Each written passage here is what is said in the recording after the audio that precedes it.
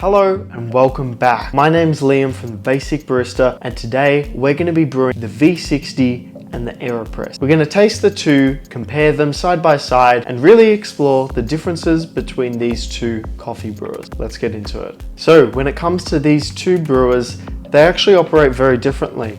And the main difference is that the V60 operates via percolation, meaning that you've got your coffee and you've got the water that has to filter through the coffee, which then extracts, compared to the AeroPress, where you've got sort of like a hybrid between the two of percolation and immersion. Now what immersion means is you've got your coffee sitting in your water, they're commingling together and they're extracting via that way.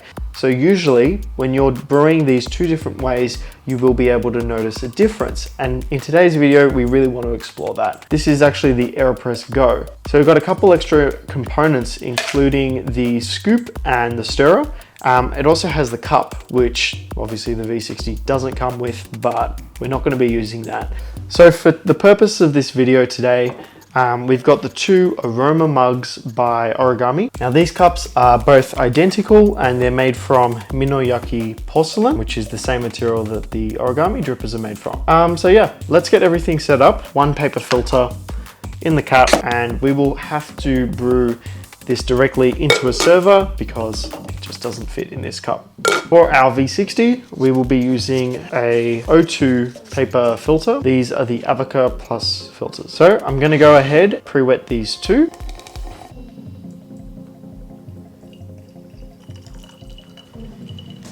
Now we're going to be using the same coffee, same grind size, which will be 25 clicks on the Comandante grinder. We're also going to be using the same ratio.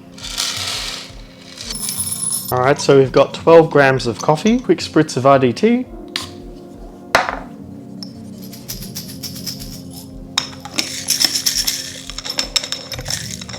And grind it up.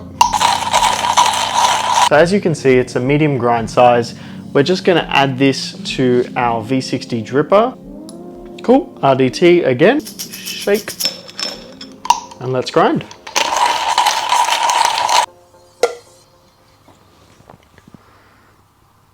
Okay, so we've got everything set up and we're back with some hot water. We're sitting at around 95 degrees Celsius, which is pretty perfect.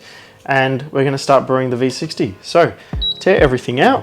Start off with 50 grams of water in the center, working your way outwards. We're gonna wait 30 seconds for this to bloom, and then it's gonna carry through, and that's when we're gonna start our second pour. And going in all the way up to 100 grams. So we're using 5 equal pours of 50 grams each. Now that's drawn down completely, so we're gonna continue up to 150 grams. Now we're gonna go in another 50 grams, bringing everything up to 200 grams. Ah, smells delicious. And for our final pour, all the way up to 250 grams. All right, so now that we're done, we're gonna pop this to the side and we are gonna start with our AeroPress. And we're gonna add 250 grams straight in, trying to cover everything. And we will hold off until the 3-minute mark. At the 3-minute mark, that's when we're gonna plunge, and that should bring us to about 320, 330 minutes. Now, as you can see, because of the way that we're brewing, there has been some water that's leaked out. That's 250 grams. I'm gonna remove this with my plunger to stop this from emptying so prematurely. We're gonna come in and just lift it up ever so slightly. Now this technique's really cool, and all you have to do is simply come in at an angle and then pull up slightly, and that creates the seal and it stops the dripping, or at least it minimizes it.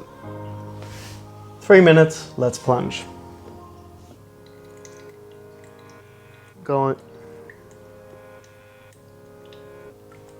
Whenever I'm using paper filters, I prefer to go really slow, as I've found that this actually helps making it super clean cup. Once you've heard the hiss, just remove it and we're done. So that did come a little bit later, closer to 3 minutes 40. So there we have it. We've got the coffee brewed with the V60 and we've got the coffee brewed with the AeroPress. Now I'm gonna wait for these to cool down a little bit before I try them, and we're gonna see how they taste, and talk a little bit about the differences. Okay, so our cups of coffee have cooled down a little bit and now it's time to taste. So in this comparison, we used 12 grams of coffee for each dripper. They both came in pretty close with brew time.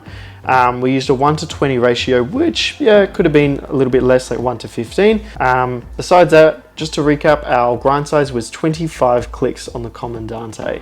So even that was a little bit stretched out than what I'm used to. Normally what I like doing is 1:15 on 22 clicks, and I recommend you check out this video here where we talk a little bit more about my pour over recipe.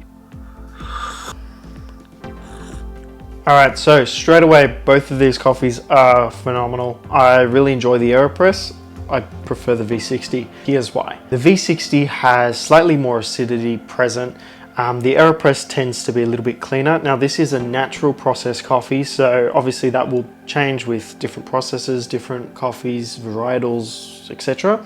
However, out of the two coffees that I'm tasting right now, I'm definitely getting more vibrancy and acidity in this cup compared to this cup, where it's a little bit more held back, a little bit more clean, and also tends to be a little bit more oily. And I put that down to the V60, which just has more paper, which I presume would absorb most of that oils. It's cooled down a little bit more. We're going to give it another try.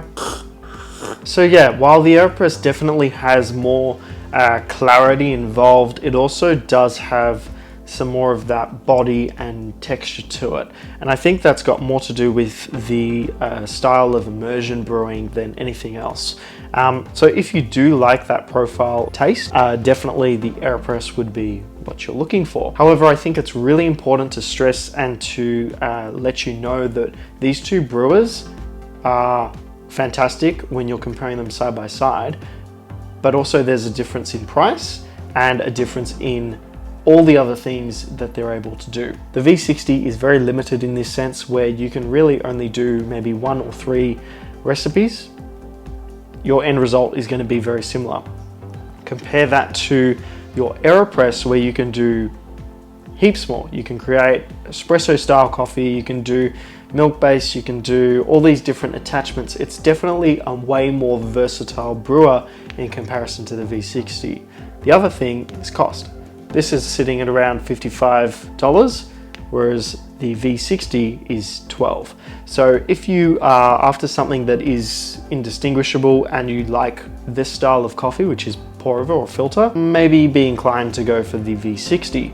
Whereas if you're looking for all the other things, as well as making a really good cup of filter coffee, I reckon the AeroPress is your best bet. I learned some stuff today because I've never done a side-by-side with these two brewers, and I think it was pretty cool because normally you're tasting it, you're drinking it, you don't really think about it. The moment you sit them side by side, you control all the variables as much as you can, and then you taste them, you start learning heaps about what you're tasting and the differences. I hope you found this video useful. Have a fantastic rest of your day. If you're interested in learning more about these two, we've got links in the description, and we'll see you next time.